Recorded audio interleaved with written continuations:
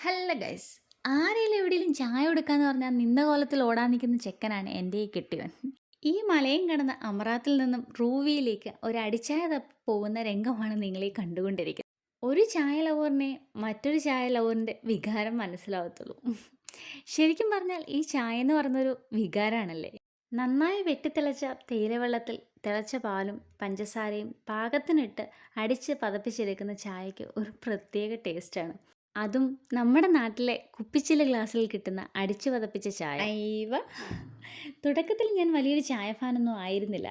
പക്ഷേ എന്നാലും കൂടെയുള്ള ചങ്ങായിയുടെ കൂടെ കൂടി ഇപ്പം ഏകദേശം എന്തൊക്കെയോ ആയിട്ടുണ്ട്. മുല്ലപ്പൂമ്പൊടി ഏറ്റുകിടക്കും കല്ലിനുമുണ്ട് സൗരഭ്യം, അങ്ങനെയല്ലേ ചൊല്ല്. അങ്ങനെ നമ്മൾ നിസാർ കാസിൻ്റെ അടുക്കളയിലെത്തി. ഇതാണ് ഇന്നത്തെ ഇവിടുത്തെ സ്പെഷ്യൽ കടികൾ.